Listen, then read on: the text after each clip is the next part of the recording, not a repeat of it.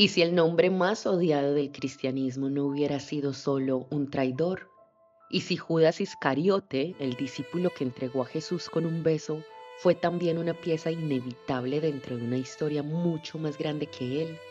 Durante casi 2000 años, su nombre ha sido sinónimo de engaño, de ambición y de caída espiritual. Pero hay una pregunta que sigue ardiendo en silencio. Si la muerte de Jesús era parte del plan divino, ¿qué lugar ocupaba entonces Judas? ¿Fue un hombre libre que eligió traicionar? ¿O fue un instrumento oscuro de una profecía que debía cumplirse? Pero para entender a Judas no basta con mirar el beso. Primero hay que entrar en la noche en que todo comenzó. Esta es la historia de Judas Iscariote, el apóstol, el traidor, el condenado y quizá el personaje más incómodo de toda la pasión de Cristo. El nombre que carga una maldición, Judas. Pocas palabras pesan tanto en la memoria de Occidente. En la historia cristiana, decir Judas es decir traición. Es pensar en 30 monedas de plata. Es imaginar una noche fría en Getsemaní, antorchas moviéndose entre los olivos, soldados esperando una señal y un beso que cambiaría el curso de la historia. Pero antes de ser símbolo de traición, Judas fue un nombre común.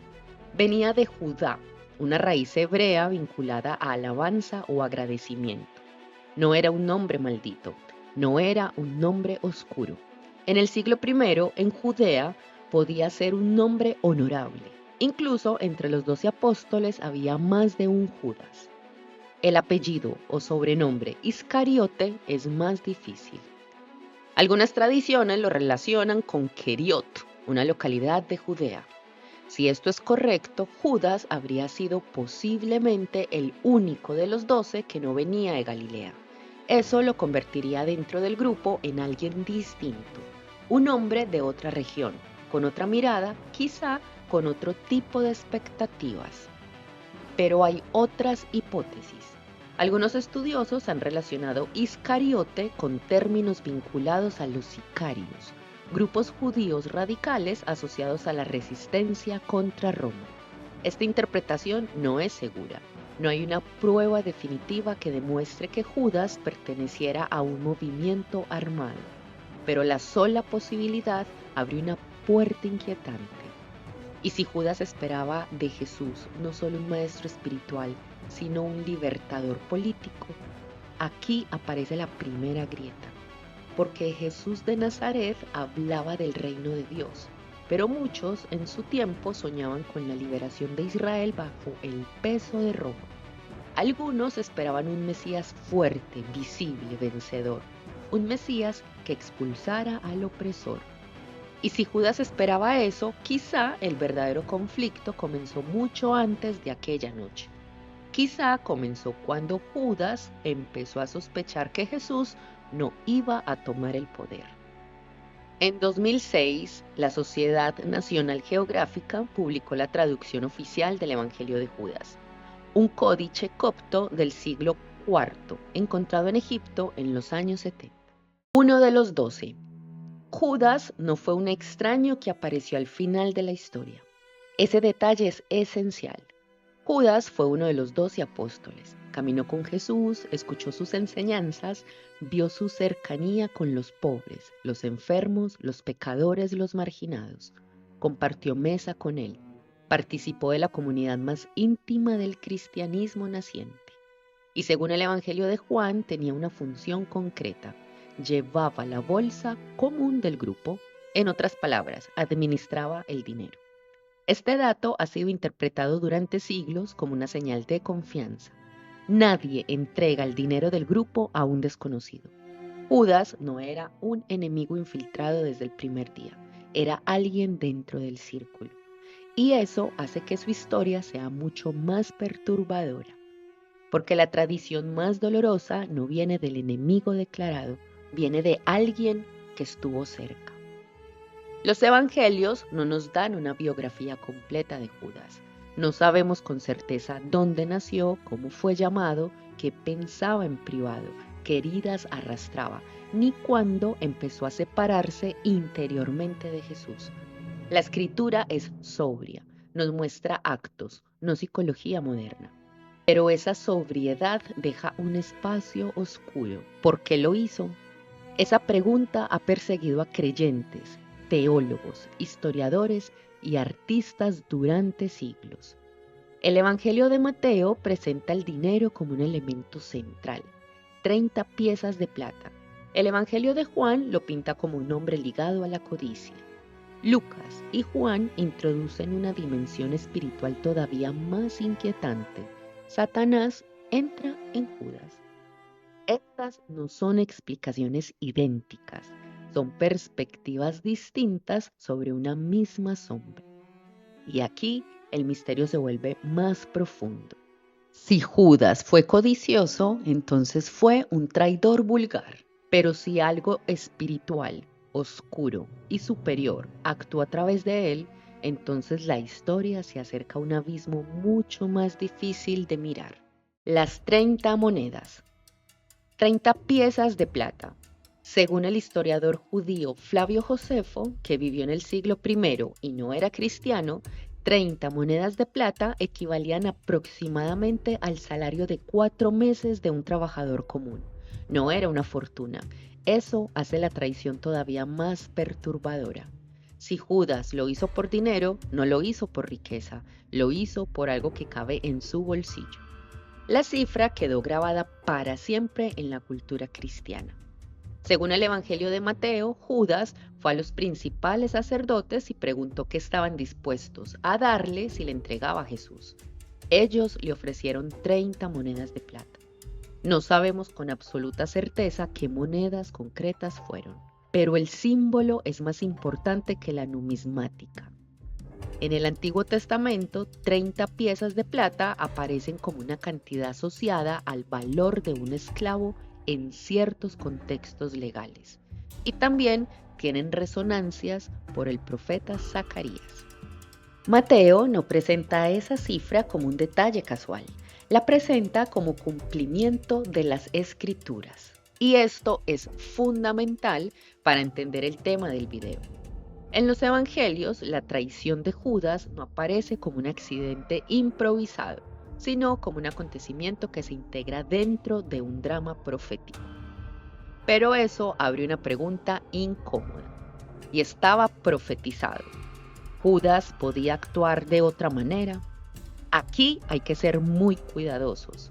La tradición cristiana en general ha sostenido que Judas fue responsable de su acción. No fue una marioneta sin voluntad. El hecho de que Dios conozca o incorpore un acto humano dentro de un plan no significa necesariamente que obligue a esa persona a cometerlo. Pero para quien mira desde afuera, el dilema es brutal. Jesús anuncia que será entregado. La escritura parece anticiparlo. La pasión necesita avanzar hacia la cruz. Y aún así, el hombre que ejecuta esa entrega queda marcado para siempre como traidor. Esto nos hace preguntarnos si realmente conocemos toda la historia o si solo hemos aprendido a mirar a Judas desde el final, cuando ya es demasiado tarde para verlo como hombre. La última cena, el traidor sentado a la mesa. La cena de la última cena es una de las más cargadas de tensión espiritual de toda la Biblia.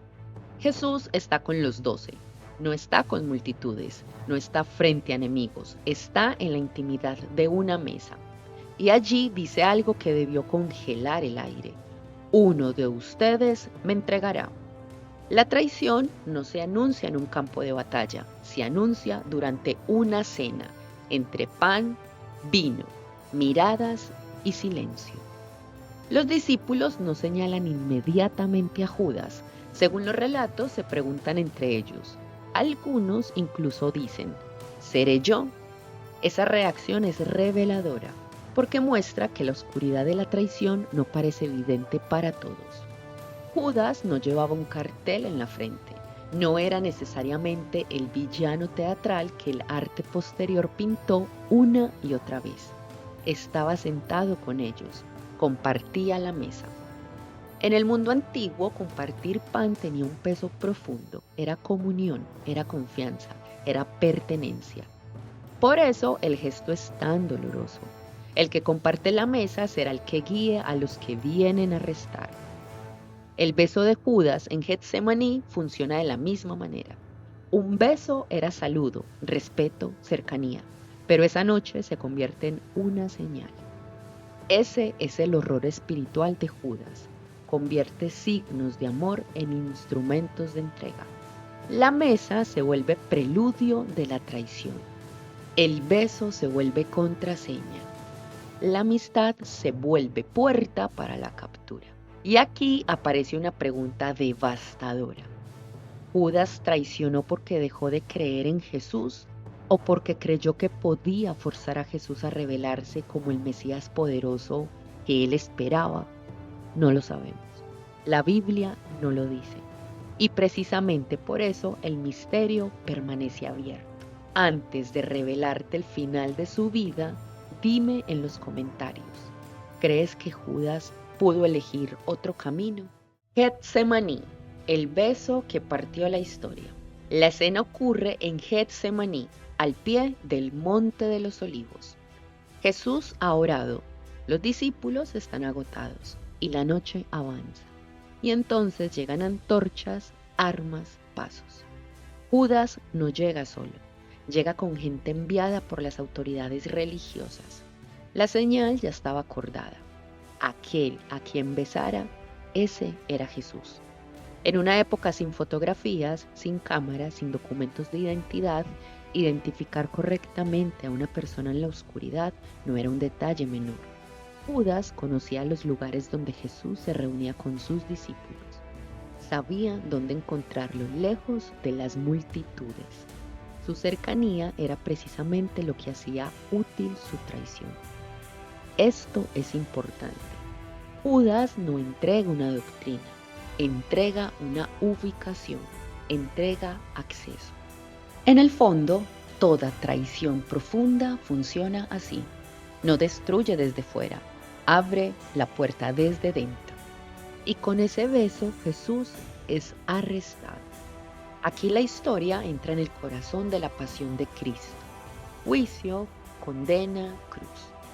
Para el cristianismo estos acontecimientos no son solo historia, son misterios sagrados.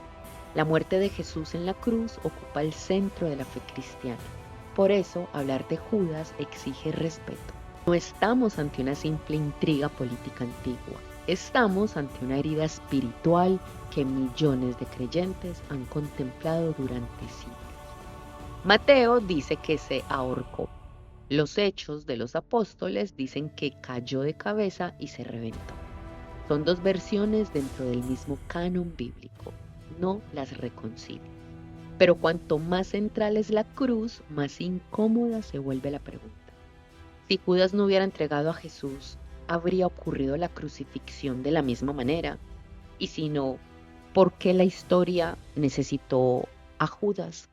Y aquí es donde termina la primera parte de esta historia. No porque el misterio se haya resuelto, sino porque en realidad apenas acaba de comenzar. Judas ya ha entregado a Jesús, el beso ya fue dado, las antorchas ya iluminaron Getsemaní y el maestro ya camina hacia el juicio, hacia la condena, hacia la cruz. Pero hay algo que muchos olvidan. La historia de Judas no termina en el huerto.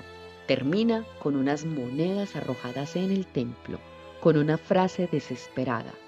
He pecado entregando sangre inocente. Con un campo llamado campo de sangre. Y con una muerte tan oscura que incluso los textos bíblicos conservan más de una forma de contarla. Y después, muchos siglos más tarde, apareció un manuscrito que volvió a abrir la herida, el llamado Evangelio de Judas. Un texto antiguo, polémico, no aceptado por la Iglesia como evangelio canónico, pero capaz de plantear una pregunta inquietante. ¿Y si Judas no fue solamente el traidor, sino el único que cumplió el papel que nadie más podía cumplir? Eso no significa absolverlo, no significa convertirlo en héroe y tampoco significa inventar una conspiración barata. Significa mirar el misterio de frente. Porque si la muerte de Jesús era parte del plan divino, entonces la pregunta sigue ahí, incómoda, silenciosa, imposible de ignorar. ¿Judas eligió libremente la oscuridad o fue empujado por una historia que ya estaba escrita antes de que él naciera? En la segunda parte vamos a entrar en el lado más perturbador de este caso. El remordimiento de Judas, las dos versiones sobre su muerte, el campo de sangre, la profecía, el libre albedrío y el texto que intentó cambiar para siempre la imagen del discípulo más odiado del cristianismo. Y te advierto algo, después de esa segunda parte, tal vez ya no puedas mirar a Judas de la misma manera. Ahora quiero leerte a ti. Déjame en los comentarios qué crees hasta este punto. ¿Judas fue un traidor movido por la ambición o un hombre atrapado en un destino mucho más grande que él? Y si quieres ver la continuación de esta historia, suscríbete a Divinidad Oculta. Activa la campanita y déjame tu like para seguir explorando los misterios más oscuros, sagrados y olvidados de la historia espiritual. Soy la voz de Divinidad Oculta. Gracias por acompañarme en este viaje al corazón de lo desconocido. Recuerda, la verdad está ahí, pero solo se revela ante quienes tienen el valor de buscarla. Hasta el próximo misterio.